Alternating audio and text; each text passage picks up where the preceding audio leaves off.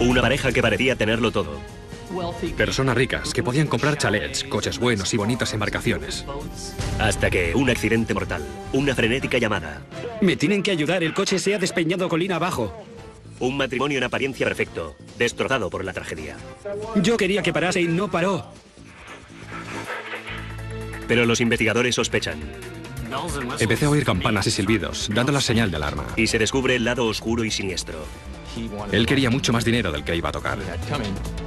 Eso era lo que le daba miedo de él. Era un obseso del control. Un bonito matrimonio que cayó cuesta abajo muy deprisa. Esta noche en Poder, Privilegio y Justicia. He tenido un accidente, Señor, ¿dónde está? El cuartel general de la Policía de Carreteras de Nevada en Reno, justo pasada la medianoche del 1 de junio de 1998. Estoy mal. ¡Ayuda! Señor, ¿dónde está? La central recibe una llamada frenética de un hombre que está en la ladera de una montaña. No saben dónde está. He tenido un accidente. Señor, tranquilícese, ¿dónde está? Señor, necesito que se tranquilice. ¿Dónde está? Estoy en la ladera de la montaña, al borde del precipicio. Mi coche se ha despeñado. Mi esposa está en el coche. Cálmese. Las montañas de Sierra Nevada son verdaderamente espectaculares, pero un desliz al volante en estas estrechas y serpenteantes carreteras y puedes ir a parar al otro mundo. Al parecer, este notorio tramo de carretera se había cobrado ya otra víctima. ¿Qué clase de vehículo es? Una camioneta Ford. He salido despedido. Me estoy deslizando montaña abajo. Intento agarrarme con un brazo. No puedo aguantar más. Me estoy deslizando montaña abajo. Por la pantalla del ordenador, la operadora sabe que llama desde un teléfono móvil, pero no sabe dónde se encuentra exactamente. Por eso intenta concretar su posición. Quiero que respire hondo un par de veces y después me diga dónde está. Mi coche se ha precipitado montaña abajo. Mi mujer está dentro del coche. Se pone a gritar, hablando de él y de su esposa. ¡Riné! ¡Riné! ¡Riné! Bien, enviaremos a alguien allí. ¿En qué montaña está? Estoy arriba, en la estación de esquí. Solo podía tratarse de un sitio, y era la estación de esquí Montrose. Está a unos 40 kilómetros al sudoeste del Reno. Lo que se nos comunicó fue que acababa de abandonar el área de la estación de esquí, conducía carretera abajo y acabó chocando. Se tardó alrededor de 20 minutos en el trayecto desde aquí abajo, en Reno, hasta el Monte Rose. Mientras los agentes estatales empiezan a rastrear las carreteras de montaña, la operadora del 911 pide al comunicante más detalles. ¿Cómo te llamas, cariño? Peter. Lo estás haciendo muy bien. Necesito que respires hondo un par de veces y me digas dónde estás. Todos íbamos como moviéndonos en círculos, tratando de encontrarle, mientras nuestro centro de llamadas hablaba con él por teléfono e intentaba conseguir más información. Estábamos cayendo. Yo frenaba y no se paraba. No se paraba. Riné, Riné. Dios mío. Oh, Dios mío, Riné. Mientras subimos por la montaña, preguntamos a la central si podían oír nuestras sirenas, porque no sabíamos dónde estaba. Quiero que hagas lo siguiente, que me escuches y me digas si oyes las sirenas. Sí, señora. Van a proyectar muchas luces y quiero que me avises cuando veas que se acercan para que podamos encontrarte. Sí, señora. Mientras subíamos, llegamos a una zona desde donde se domina todo el valle y el agente McClellan me llevaba un par de segundos de delantera. Llegué hasta un punto en el que faltaba una buena parte del guardarrail y avisé por radio diciendo que estaba prácticamente seguro de haber encontrado el lugar. Te están buscando por la carretera y desde el aire. Veo luces. Les oigo desde aquí. Me acerqué al borde, miré hacia abajo y pude oír a alguien que decía, «Estoy aquí abajo». Después bajé hasta donde estaba él. Creo que cuando le encontré estaba a unos 25 metros o más de donde estaba yo y yacía en el suelo, boca abajo. Estaba echado, con la cabeza junto al teléfono. Hablaba por teléfono cuando yo llegué. En cuestión de minutos, el agente Schilling llega al escenario. Y una de las cosas que me pareció rara fue que había una gorra de béisbol en el suelo, prácticamente donde la valla se había roto. La gorra ponía incline. Al principio no le presté mucha atención, pero al desplazarme estuve a punto de pisarla. Y el agente McClellan me gritó que había encontrado a una persona, que le había dicho que en el vehículo había otra persona y que estaba unos cientos de metros más abajo, y yo también inicié el descenso ladera abajo. Mi mujer está en la ladera, aún sigue en el coche, no sé dónde ha ido a parar. Muy bien, dígales que va a aguantar. De acuerdo, estoy aguantando. Adelante, Peter, adelante. Teníamos en ruta un helicóptero al que llamamos helicóptero vuelo por la vida, por la gravedad del accidente. También había otro personal de emergencias en camino hacia la montaña. Mientras esperan esa ayuda, intentan evaluar las lesiones de Peter. Básicamente, lo que declaró fue que se había dañado la espalda y las piernas y no se podía mover. Yo no vi ninguna hemorragia. No le sangraba la cara, ni los brazos, ni las piernas, y no parecía que tuviera las piernas dobladas en un ángulo extraño. Tenía algo de tierra encima, pero estaba prácticamente limitada a la parte trasera de los pantalones. En realidad no estaba ni despeinado. Los equipos de rescate y los refuerzos policiales llegan al tramo de carretera de arriba. Mi siguiente paso tenía que ser bajar hasta aquel vehículo y averiguar quién estaba dentro y su estado. Lo que hice fue seguir el rastro de los residuos, de los fragmentos que se desprendieron de la camioneta. Schilling y McClellan encontraron el vehículo unos 200 metros montaña abajo. Estaba tan destrozado que resultaba muy difícil determinar qué parte del vehículo era la anterior y cuál la posterior. Estaba volcado, con la parte frontal mirando hacia lo alto de la colina. Al final abrí la puerta por la fuerza y pude ver a la pasajera que había dentro y no se movía nada. Saqué el brazo de la mujer del vehículo hasta donde pudiera tomarle el pulso.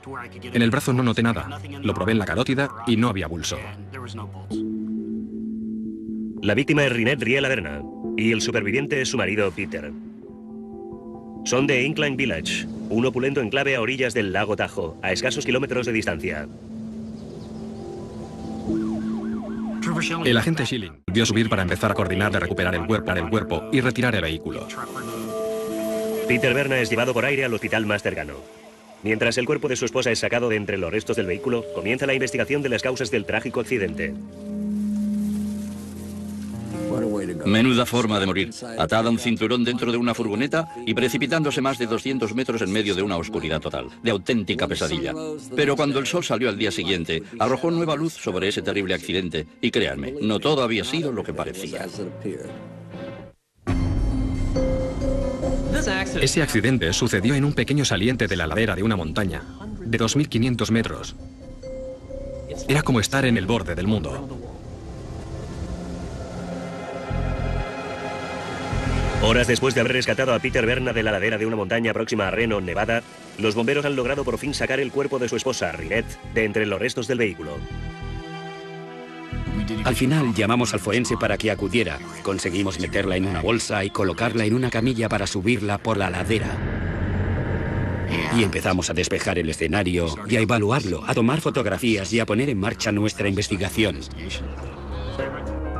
Encuentran 3 bidones de gasolina vacíos entre los restos del vehículo y el lugar donde fue hallado Peter. Empezamos a buscar las cosas que normalmente vemos en los accidentes de tráfico. Marcas de neumáticos, signos de que alguien intentó frenar, de la pérdida de control del vehículo, marcas en la calzada habituales en el escenario de un accidente. No había ninguna marca en la calzada. Esa sería la mejor forma de expresarlo. No sabemos por qué el vehículo acabó atravesando el guardarraíl y cayendo ladera abajo. No existía maniobra de giro de volante. En realidad no había nada. Así que en aquel momento, a falta de poder hablar con el caballero que había sido evacuado al hospital, se planteaban muchas preguntas que había que contestar. No tenía sentido. Teníamos un boquete en el pesado guardarraíl y parecía que lo había atravesado de frente, sin que hubiera nada que indicase ningún tipo de accidente o fuerza que hubiera empujado al coche en esa dirección. Mientras continúan peinando la zona en busca de pistas, llega un visitante inesperado. Llevábamos un par de horas trabajando y un vehículo se detuvo en el escenario. Y el pasajero era Peter, que escasas horas antes estaba incapacitado, incluso hasta paralizado, sin poder mover las piernas. Estaba en la ladera. Resultó sorprendente. Volví a estar en el escenario. Después de haberme dicho que creía que tenía las piernas rotas o la espalda rota, resultaba que estaba bien. Milagrosamente, Peter sobrevivió al accidente apenas con un rasguño. Tiene una pequeña fractura menor en uno de sus tobillos. Y yo empecé a oír campanas y silbidos dando la voz de alarma. Presionan a Berna para que facilite más detalles sobre la noche anterior. Yo quería hablar con él sobre el motivo de que estuviera allí arriba y las circunstancias que rodearon el que el vehículo atravesara el guardarraíl. Él declara que los frenos no funcionaban. En ese momento, Schilling plantea la pregunta que todo el mundo tenía en mente.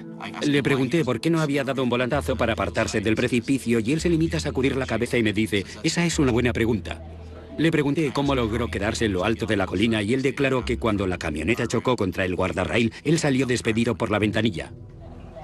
Mientras los investigadores buscan nuevas pistas, Peter los anda rondando, observando todos sus movimientos. Me preguntó si había encontrado su bolso y yo le dije, ¿una especie de riñonera? Y él dijo, sí. ¿Encontraron mi bolso en el coche? Y yo me quedé un momento pensando y le dije, ¿sabe? Creo que todavía no lo hemos encontrado. Y una de las razones por las que me sentía un poco extrañado era que no preguntó nada acerca de su esposa ni nada acerca del estado en que se hallaba su esposa cuando la encontramos. Ella estaba a menos de 3 metros del coche, en la cuneta. En la bolsa para cadáveres yacía a la espera de ser llevada a la oficina del forense. Ninguna emoción, nada. No parecía ser más que un observador casual. Aquello no me hizo sentir bien. No diría necesariamente que saqué conclusiones, pero definitivamente diría que el vello de la nuca se me estaba empezando a erizar y que aquello requería continuar investigando.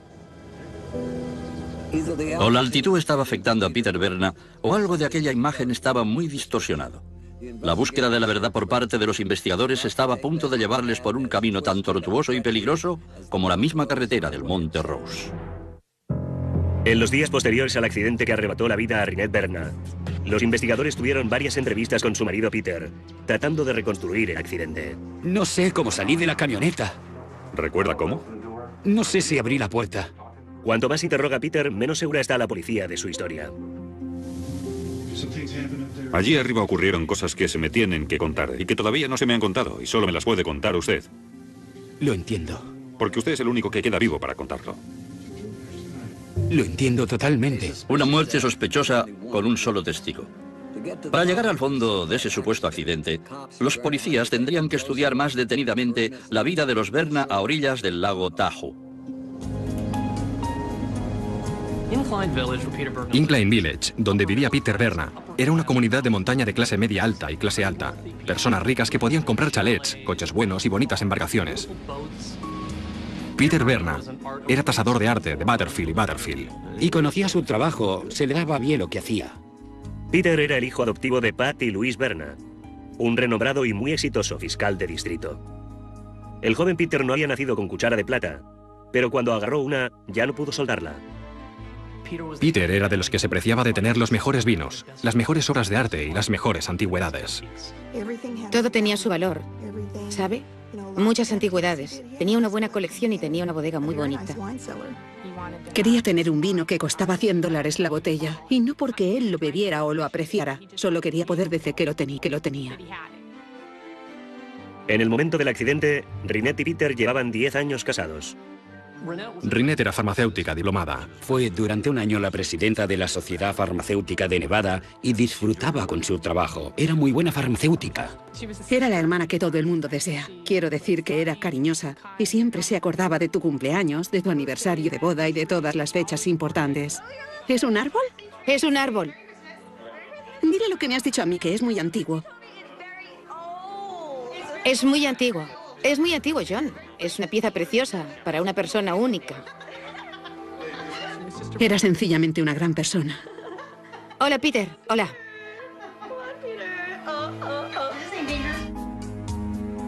En el momento álgido de sus ingresos, los dos ganaban más de $200.000, y tengan presente que hablamos de finales de los años 90. Disfrutaban viajando, sobre todo Rinette.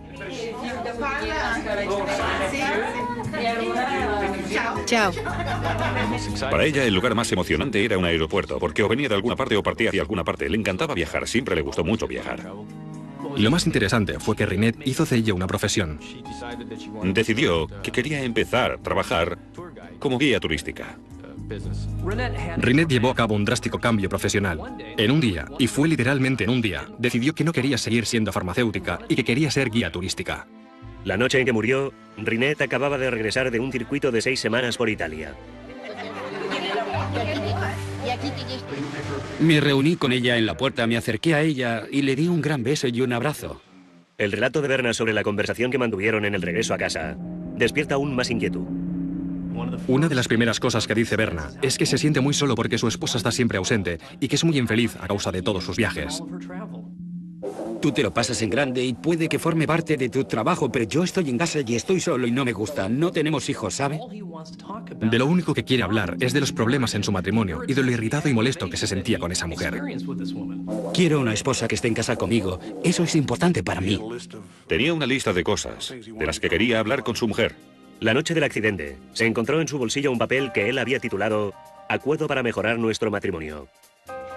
Se trataba básicamente de una lista de objetivos, un contrato por así decirlo, y en él enumera todas las cosas que él quiere conseguir: pagar mejor sus facturas, querer a otras personas y hacer el amor más a menudo. Berna entonces sugiere que den un romántico rodeo. Le dije, subamos a nuestro sitio favorito, que es allí arriba.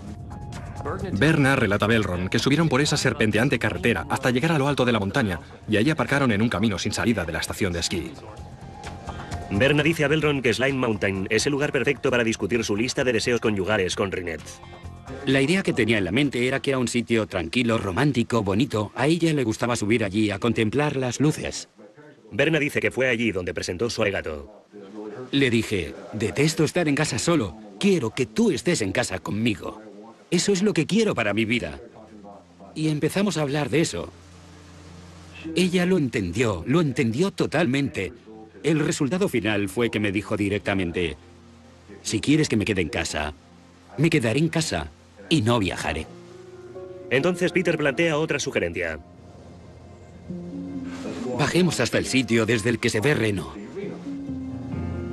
Y Berna entonces arranca la camioneta y empieza a bajar por la carretera acercándose al guardarraíl para poder ver las luces. Bajamos en esa dirección y yo empecé a acelerar un poco en la bajada, bajando de la montaña un poco, y después quise frenar y empecé a frenar y no frenaba, no podía parar. Cuando me di cuenta, había chocado con el guardarraíl.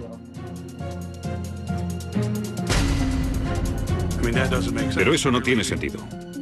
Cuando ves que te vas y que los frenos no están funcionando para alejarte de esa zona. No sé por qué no dio un cuarto de vuelta al volante. Un simple cuarto de vuelta te apartaría del borde. En cambio, parecía que la camioneta hubiera atravesado de frente el guardarraíl. Y ese no es el único problema que tiene la historia de Berna. Cuando Berna cuenta a los inspectores que ese es uno de los lugares predilectos de él y de su esposa para contemplar las luces, después casi inmediatamente se contradice. He estado allí con ella otras veces, no había estado nunca con ella, voy allí continuamente, no voy nunca allí. Berna dice que mientras bajaba rodando por la colina, intentaba divisar su camioneta o un fuego. ¿Qué fuego? ¿Por qué buscaba un fuego? Esa fue una de las primeras cosas que dijo que me pusieron sobre aviso, por así decirlo. Preguntan por los 3 bidones de gasolina del rastro de residuos del vehículo. A los 3 les saltaba el tapón. Había mucha gasolina y aceite prácticamente por toda la ladera de la colina. Los investigadores determinan que la gasolina procedía de los bidones abiertos de la camioneta de Berna. ¿Por qué colocaría alguien bidones de carburante en la parte trasera de su camioneta llenos hasta arriba y con agujeros por los que el carburante podía escapar fácilmente? Dijo que llevaba 50 litros adicionales de gasolina porque iba de viaje a Las Vegas, a una exhibición de joyas y no quería parar en Las Vegas para repostar. A esas alturas de la entrevista, uno de los inspectores decide lanzar una pelota con efecto a Peter Berna y le dice que allí arriba había otra persona que lo había oído todo.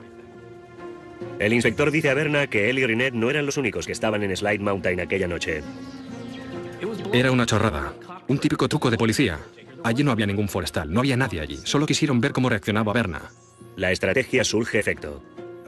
Puso una cara como si le hubieran encajado un gancho de izquierda porque no tenía idea de si allí había alguien o no había nadie. Así que creo que le lanzamos una buena pelota con efecto.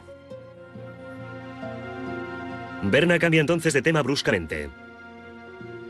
Soy una persona muy respetada en la ciudad y amaba mucho a mi esposa y estoy mortalmente enfermo porque voy a estar solo. Solo. Mi mayor miedo es, no quiero estar solo en casa. ¿Sabe? Se diría que estaba llorando, pero tenía una falda total de emociones. No sé, se ponía a llorar, hacía todos los ruidos y todo lo demás. Pero no derramaba una sola lágrima. Nunca lo hizo. Eso ya de por sí era muy extraño. O al afligido esposo de tanto llorar y ya no le quedaban lágrimas, o escondía un oscuro secreto. Las sospechas crecían, pero si alguien sabía escabullirse de las dificultades, ese era Peter Berna. Varias semanas después de la muerte de Rinette Berna, la policía sospecha que lo que sucedió en Slime Mountain no fue un accidente. Vamos a ir directos al guardarraíl. Sí, casi de inmediato se choca contra el guardarraíl. Los inspectores estudian más a fondo el matrimonio de los Berna. Lo que más empezó a inquietarme fue el hecho de que a medida que pasaba el tiempo, él iba tratando peor a mi hermana, delante de la gente. No hacía nada a nivel físico, pero la rebajaba, la despreciaba. Puede que Peter se considerara lo mejorcito de Tahoe, pero para su familia política era un cretino pretencioso y pagado de sí mismo. Unas navidades abandonó como una furia la mesa de la cena maldiciendo porque Rinette había puesto el queso equivocado en la pasta. Claramente, ese no era un matrimonio idílico. Tenía la impresión de que ella no era feliz viviendo allí con su marido. Y además oía que la frecuencia de las discusiones entre Rinette y Peter iba en aumento. Una vez vio a Rinette saliendo de la casa y a Peter con un lanzanieves arrojando nieve encima de su esposa. Peter iba con el lanzanieves detrás de ella y le disparaba torrentes de nieve en la cara y en el cuerpo. La estaba atacando con el lanzanieves. Rinette siempre estaba inventando excusas para él. Mi hermana no estaba dispuesta, a falta de un modo mejor de definirlo, a admitir la derrota en su matrimonio. La solución de Rinette fue dejar su empleo como farmacéutica y convertirse en guía turística a jornada completa. Buscó una forma de estar ausente una parte del año. Creo que viajar le proporcionaba un alivio temporal de los problemas que tenían.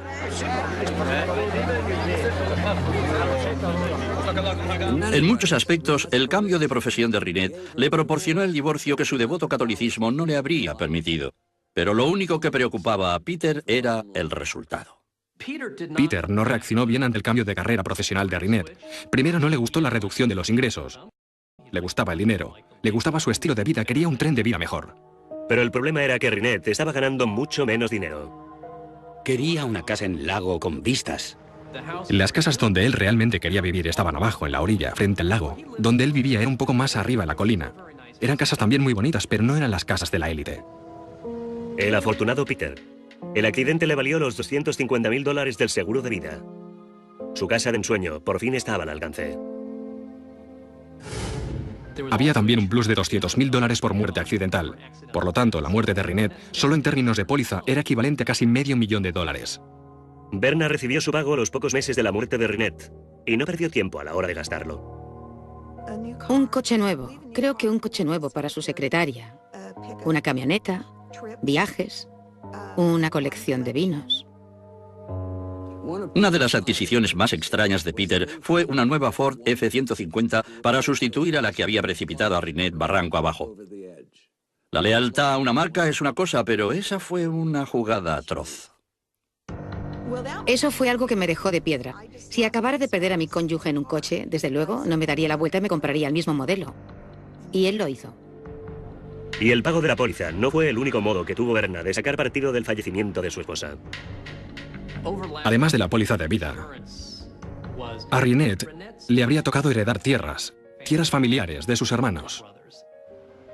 La parte que correspondía a Rinette de la propiedad de la familia en el centro de California estaba dada en unos $250.000. Y se veía con más dinero del que ya tenía. Peter no hizo más que presionar y presionar. Quería ese dinero. Me informó de que había perdido los ingresos de mi hermana para los próximos 10 años y necesitaba obtener de nosotros todo el dinero posible. Esa es la sensación de desdicha más grande del mundo. Y además, las alternativas eran o pagarle a ese hombre o aceptarle como socio. Y decidimos pagarle. Fue una de las cosas más difíciles que he hecho. Los hermanos Riela acabaron extendiendo a Peter un cheque por $275.000. La familia de Rinette consideraba que los $275.000 que dieron a Peter Berna eran dinero de sangre. Piensas que ese hombre ha matado a tu hermana y encima tienes que hacer negocios con él. Jamás lo olvidaré hasta el día que me muera. Fue el momento en que lo supe con certeza. Hola, Peter. Hola, Peter. Oh, oh. En aquel momento supe que había matado a mi hermana. A finales de 1998, casi 5 meses después de la sospechosa muerte de Rinette Berna, su marido Peter es el principal sospechoso. El que antes fuera Bon Vivant es ahora el paria de Incline Village. La gente empezaba a ver a Peter como alguien capaz de matar a su propia esposa y tratar de encubrirlo. Jamás hablaba de Rinette con remordimiento o, sabe, como si llorara la pérdida de alguien a quien había querido de verdad. Teníamos a un hombre que no solo estaba implicado en aquel desagradable accidente que iba dándole publicidad negativa en la población, sino que además no estaba afligido, no lloraba su pérdida. Mucha gente en el pueblo le llamaba el OJ de Incline. Con sus playas privadas y sus impecables campos de golf, Incline Village se enorgullece de su excelente reputación. Una reputación que el sospechoso de asesinato de Pobladas Cejas había empezado a manchar. Berna notaba las miradas allí donde iba. Sabía que había llegado la hora de partir. Se fue a Seattle. Allí había ido a la universidad y se llevó su pequeño negocio de tasador consigo a Seattle. Berna comienza una nueva vida, una nueva novia. Entretanto, la investigación de la muerte de Rynette se halla en un callejón sin salida. Me sentí muy frustrada al ver que los representantes de la ley no actuaban antes para detenerle. Parte del problema era que no tenían un caso tan sólido. No tenían testigos, no tenían ninguna prueba forense contundente. Y por supuesto, no tenían una confesión. No voy a admitir nada, no he hecho nada malo, no he hecho nada malo. Pero los investigadores no se han rendido. Estamos empezando a recopilar información sobre él para decir, este es el Peter Berna que la gente conoce y este es el Peter Berna que la gente no. Reexaminan sus entrevistas y aún surgen más contradicciones. Conduzco continuamente, soy buen conductor, no sé por qué no se paraba. Yo quería que parase y no paró. No paró. En esas entrevistas, Peter es el peor enemigo de sí mismo. Sobre todo cuando empieza a defender su matrimonio. Lo dijo más de una vez y de varias maneras. No le engaño, no voy a bares, no le engaño, no voy a bares. No salgo para tratar de conocer a otras mujeres. Soy un hombre de familia, no le engaño, pero desde luego lo intenta. Los investigadores descubren que a Peter ya se le iban los ojos antes de la muerte de su esposa. A mí me daba repelús. Venía y se quedaba plantado al final de su camino de acceso y nos observaba a mis amigas y a mí cuando estábamos en el jacuzzi.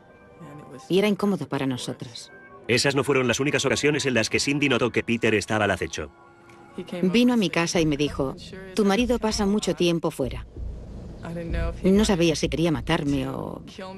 La verdad, el tono era como de flirteo, pero también sonaba amenazante.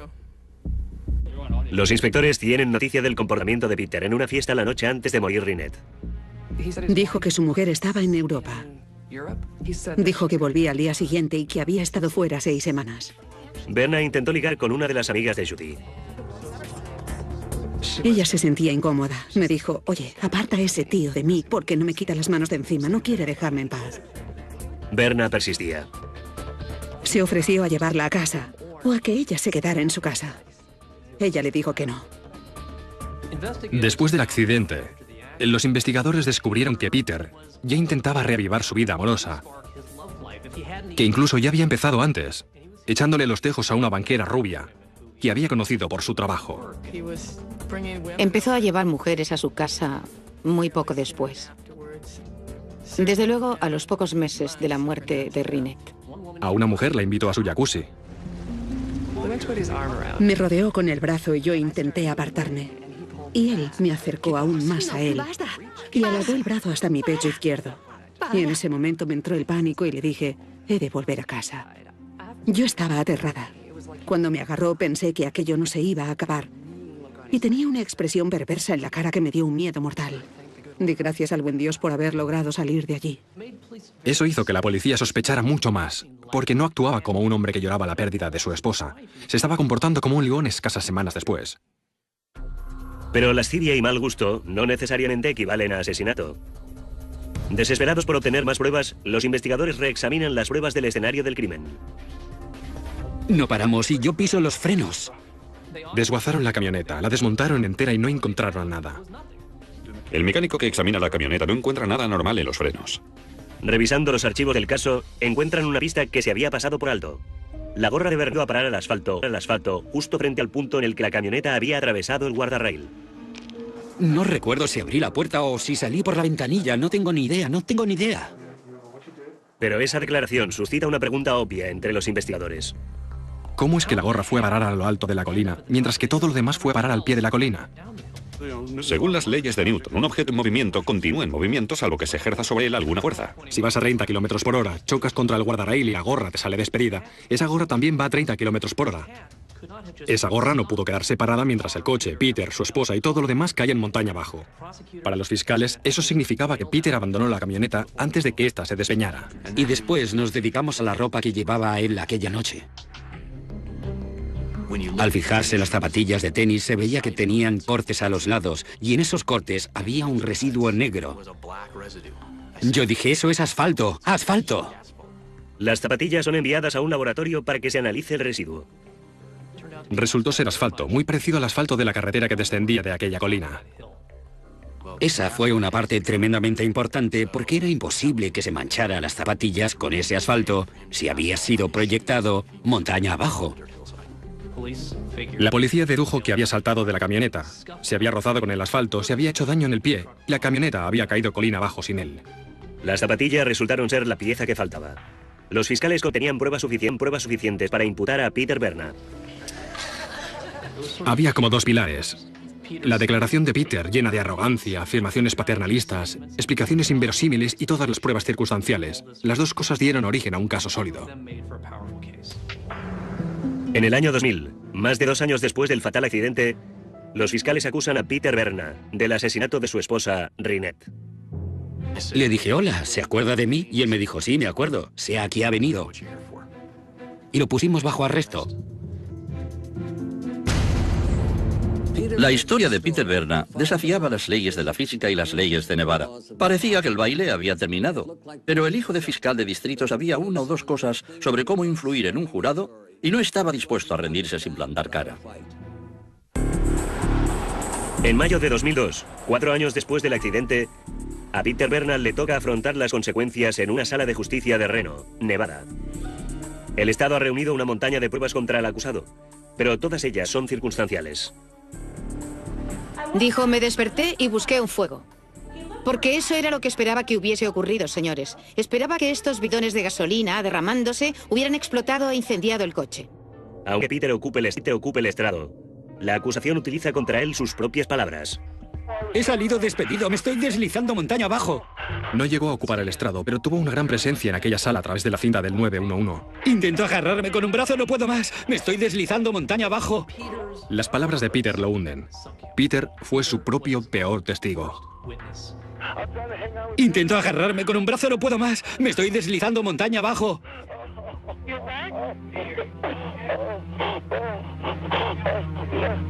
Allí arriba no hay ninguna luz. La oscuridad es total. Te deslizas barranco abajo, no puedes ver hacia dónde vas. ¿Cómo vas a sacar un teléfono de tu bolsillo mientras caes para tratar de salvar tu vida? Las buenas habilidades motoras que necesitas para marcar un número de teléfono, me da igual que sea el 911. Igualmente tienes que... Mientras estás cayendo, tropezando, dando vueltas, ¿puedes hacerlo? ¿Cómo pudo sostener el teléfono móvil? Parecía imposible. Fue una farsa. La acusación sostiene que la llamada de Berna al 911 fue una actuación bien escenificada. Señor, tranquilícese. ¿Dónde está? Señor, necesito que se tranquilice. ¿Dónde está? Estoy en la otra parte de la montaña, en el barranco. Lo alargó todo el tiempo que pudo para asegurarse de que llamaría. Señor, tenemos que enviar a alguien para ayudarle. Tiene que decirnos dónde está. Lo estuvo 15 o 20 minutos dando vueltas intentando encontrarle. Sabía dónde estaba, sabía perfectamente dónde estaba. Vive allí. Quiero que respire hondo un par de veces y me diga dónde está.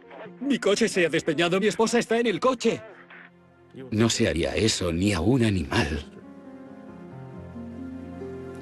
Y él se lo hizo a mi hermana. Para muchas personas que seguían el caso, Peter Berna era tan culpable como el pecado. Pero con su afligida expresión y su traje a rayas de color carbón, trató de ofrecer una imagen respetable y digna de compasión. Lo único que le hacía falta era que un miembro del jurado se tragara el numerito. Creo que el mayor problema de la defensa fue que planteó una defensa lo más minuciosa posible. Trataron de explicar en detalle el accidente de coche. La defensa gasta miles de dólares en modelos por ordenador en 3 dimensiones, pero para muchos de los que ocupan la tribuna no es más que mucho ruido y pocas nueces. No tenía ningún sentido. Tendría que haber girado bruscamente hacia la derecha, haber acelerado, haber atravesado el guardarraíl y después haber saltado del coche o que algo lo hubiera hecho saltar. Cuando trajeron a los 3 expertos para reconstruir la supuesta expulsión de Peter Berna del coche, aquello no tuvo sentido para nadie de los que había en la sala. Ni ramas, ni palitos, ni hojas y muy poca tierra. Eso fue lo que advirtió esa gente en una persona que supuestamente había salido despedida por la ventanilla y que había rodado descontroladamente colina abajo. Los fiscales alegan que cada movimiento que Berna realizó aquella noche había sido cuidadosamente planeado. Tenía toda la intención de recoger a su esposa en el aeropuerto, llevarla hasta la ladera de la colina y escenificar aquel hecho para que pareciera un accidente y matar así a su mujer. Aducen que Berna saltó de la camioneta cuando ésta se precipitaba hacia el guardarraíl, con Rinette atrapada dentro. Espero que estuviera dormida, desmayada o inconsciente o algo así. Pero no me gusta ir allí. Que hiciera algo encima de lo que ya hizo. Pensar que hizo algo más es demasiado. Allí arriba pudieron pasar toda clase de cosas, y solo había 2 personas en esa montaña, y una está muerta. Solo una lo sabe. Tras 8 semanas de testimonios y 2 días de deliberaciones, el jurado está listo para emitir su veredicto. Nosotros, el jurado en el asunto de referencia, declaramos al acusado Peter Matthew Berna culpable de asesinato. Y para describirlo fue como... La gente dice que es como si te quitaran un gran peso de encima del pecho. Yo lo sentí físicamente. Jamás en mi vida había sentido nada semejante. Aquel otoño, Berna vuelve a comparecer para oír la sentencia. Por la presente se condena a Peter Matthew Berna a cadena perpetua con posibilidad de libertad condicional. La concesión de la libertad se empezará cuando se haya cumplido un mínimo de 20 años de condena. No creo que sienta remordimientos. Creo que sea con mí mismo de que no ha hecho nada. Todas las situaciones que te imaginas con tu hermana, los buenos, los malos momentos, siempre acaban con su muerte, siempre acaban con lo que sucedió allí, el 1 de junio. Todos los 1 de junio llevo flores a ese lugar. No lo hago por nadie más, y es que creo que ella se lo merece. Era un obseso del control. Y eso era lo que daba miedo de él. Lo que hubo detrás de todo aquello. No fue amor, ni siquiera ira. Fue control. En la superficie era solo un tipo amable. Hola, Peter. El amigo, el vecino, el canguro de tus hijos. Pero debajo de todo eso había un insensible asesino.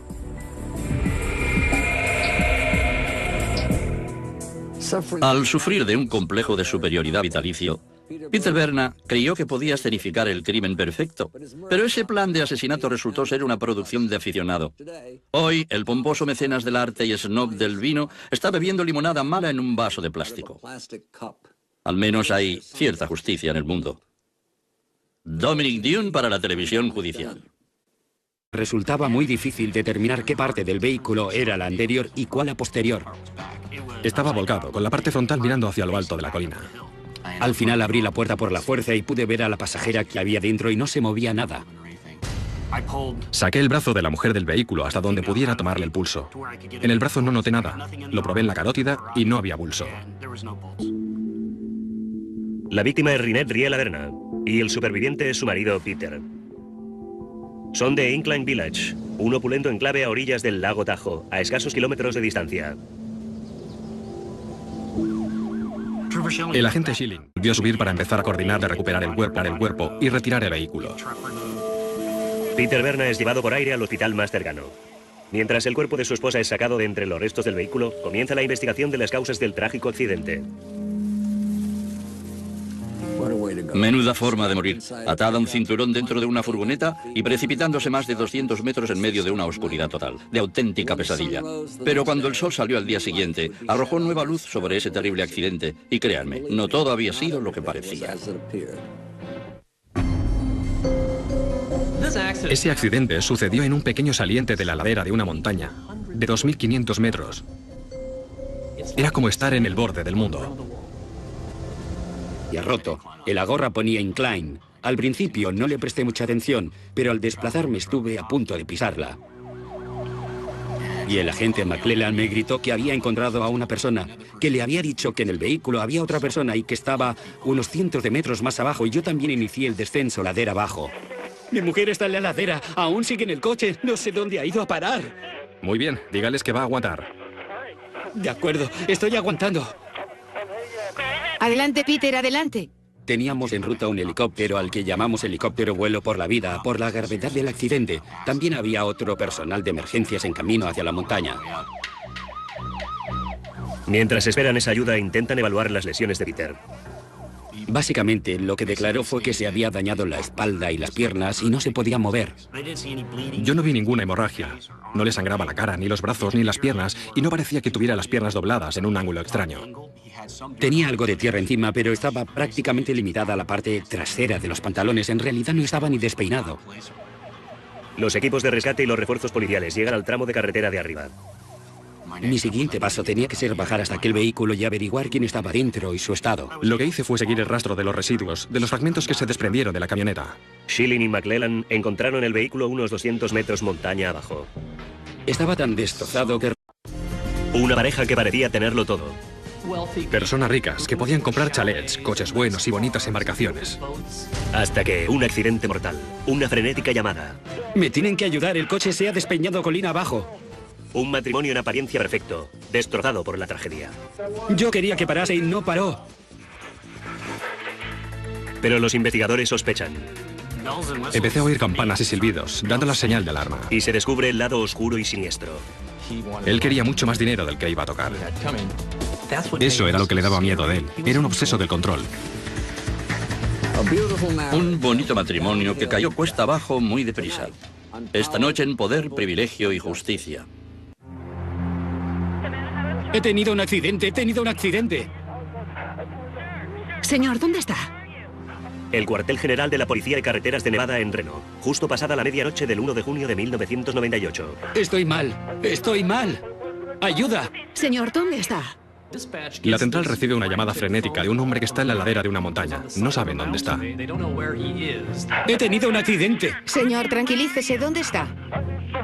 Señor, necesito que se tranquilice. ¿Dónde está? Estoy en la ladera de la montaña, al borde del precipicio. Mi coche se ha despeñado. Mi esposa está en el coche. Cálmese. Necesito que respires hondo un par de veces y me digas dónde estás. Todos íbamos como moviéndonos en círculos, tratando de encontrarle mientras nuestro centro de llamadas hablaba con él por teléfono e intentaba conseguir más información. Estábamos cayendo. Yo frenaba y no se paraba. No se paraba. Riné. Dios mío. Oh, Dios mío, Riné. Mientras subimos por la montaña, preguntamos a la central si podían oír nuestras sirenas, porque no sabíamos dónde estaba. Quiero que hagas lo siguiente, que me escuches y me digas si oyes las sirenas. Sí, señora. Van a proyectar muchas luces y quiero que me avises cuando veas que se acercan para que podamos encontrarte. Sí, señora. Mientras subíamos, llegamos a una zona desde donde se domina todo el valle y el agente McClellan me llevaba un par de segundos de delantera. Llegué hasta un punto en el que faltaba una buena parte del guardarraíl y avisé por radio diciendo que estaba prácticamente seguro de haber encontrado el lugar. Te están buscando por la carretera y desde el aire. Veo luces. Les oigo desde aquí. Me acerqué al borde, miré hacia abajo y pude oír a alguien que decía, estoy aquí abajo. Después bajé hasta donde estaba él. Creo que cuando le encontré estaba a unos 25 metros o más de donde estaba yo y yacía en el suelo, boca abajo. Estaba echado, con la cabeza junto al teléfono. Hablaba por teléfono cuando yo llegué. En cuestión de minutos, el agente Schilling llega al escenario. Y una de las cosas que me pareció rara fue que había una gorra de béisbol en el suelo, prácticamente donde la valla se había. Las montañas de Sierra Nevada son verdaderamente espectaculares, pero un desliz al volante en estas estrechas y serpenteantes carreteras y puedes ir a parar al otro mundo. Al parecer, este notorio tramo de carretera se había cobrado ya a otra víctima. ¿Qué clase de vehículo es? Una camioneta Ford. He salido despedido. Me estoy deslizando montaña abajo. Intento agarrarme con un brazo. No puedo aguantar más. Me estoy deslizando montaña abajo. Por la pantalla del ordenador, la operadora sabe que llama desde un teléfono móvil, pero no sabe dónde se encuentra exactamente. Por eso intenta concretar su posición. Quiero que respire hondo un par de veces y después me diga dónde está. Mi coche se ha precipitado montaña abajo. Mi mujer está dentro del coche. Se pone a gritar, hablando de él y de su esposa. ¡Riné! Bien, enviaremos a alguien allí. ¿En qué montaña está? Estoy arriba, en la estación de esquí.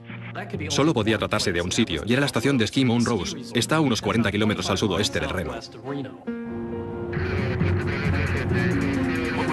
Lo que se nos comunicó fue que acababa de abandonar el área de la estación de esquí, conducía carretera abajo y acabó chocando. Se tardó alrededor de 20 minutos en el trayecto desde aquí abajo, en Reno, hasta el Monte Rose. Mientras los agentes estatales empiezan a rastrear las carreteras de montaña, la operadora del 911 pide al comunicante más detalles. ¿Cómo te llamas, cariño? Peter. Lo estás haciendo muy bien.